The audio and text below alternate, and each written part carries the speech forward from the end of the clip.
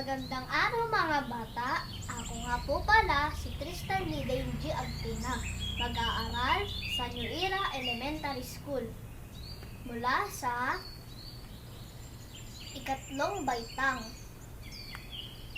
Bilang paggunita sa buwanang pagbasa, ay ihahandugan ko po kayo ng isang kwento. Tara, samahan niyo po ako pumili. So, ito nga po pala yung napili natin na kwento.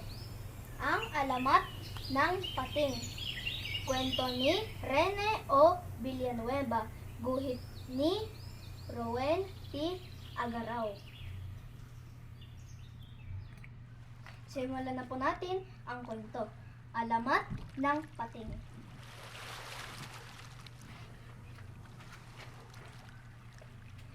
Si Don Paking ang pinakamayaman sa buong Palawan. Pinakamalaki ang bahay niya. Pinakamalawak ang kanyang bukirin. Pinakamarami ang kanyang bangkang pangisda. Pinakamalaki ang kanyang tindahan sa buong lalawigan. Lahat ng taga roon ay sa kanya namimili. Si Don Paking din ang pinakatuso at pinakamabangis magpatubo sa utang. Halos lahat ng mga ngisda ay sa kanya umuutang ng bigas, sardinas, lahat-lahat. Napakaagap niyang maningil.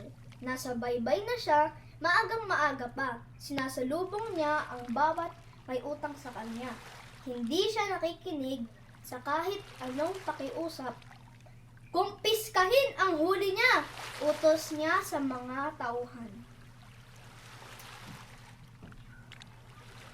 Malupit sa kahit sino si Don Paking, maliban sa kanyang tanging anak na si Rosa. Mahal na mahal ni Don Paking ang anak. Sunod ang lahat ng layaw ni Rosa sa ama. Laruan, damit, pagkain, lahat-lahat para kay Rosa. Mabait at maunawaing bata si Rosa. Hindi tulad ng kanyang ama. Mahilig din siyang magsuot ng damit na kulay pula.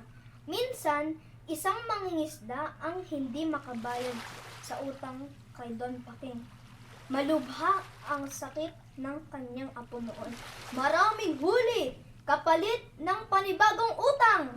Matigas na sinabi ni Don Paking sa mangingisda. Mabilis na naghanda papunta sa laot ang matanda. Kahit umuulan, laking gulat niya nang makita sa kanyang bangka si Rosa. Ano ang ginagawa mo rito? Tutulong po ako sa inyong mangisda, anang bata, upang kahit paano po'y mapatawad ninyo ang aking ama. At ganoon nga ang ginawa ni Rosa. Huli na nang malaman ni Don Paking ang pagtakas ni Rosa, mabilis siyang pumalaot kahit palakas na ang ulan. Rosa! Rosa! Sa lakas ng alon, tumaob ang bangka ng mangingisda. Hindi na muling umahon mula sa tubig si Rosa. Nang malaman iyon ni Don Paking, mabilis siyang lumundag sa tubig para hanapin ang kaisa-isang anak.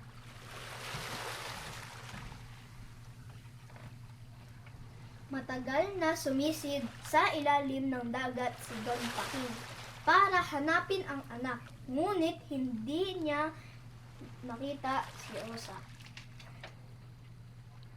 Hindi na rin muling nakita ng mga taga roon si Don Paking. May nagpapalagay na nalunod siya. May nagsasabing nagpakalayo-layo siya dahil sa lungkot sa sinapit ng anak.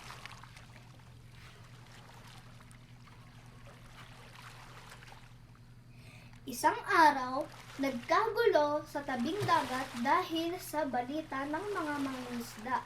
May mabangis na hayop na noon lamang nakita sa gitna ng dagat. Matulis ang nguso at matalim ang ngipin.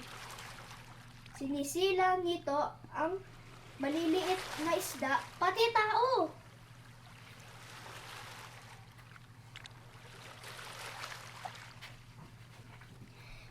Napansin din nilang mabilis nitong sundan ang anumang bakas ng dugo, parang si Don Paking na patuloy na naghahanap sa nawawalan niyang anak na si Rosa. Ang wakas. Ano po ang ating napulot sa naaral sa kwento ng alamat ng pating? Isa. Huwag po natin gagayahin si Don Paking na laging sakim at di makapagkapwa tao sa taga roon sa Palawan para hindi maging pating. Pangalawa, dapat makipagkapwa tao tayo sa lahat ng ating kapwa. Yun lang po. Maraming salamat po. Sana po nagandahan po kayo sa aking kwento.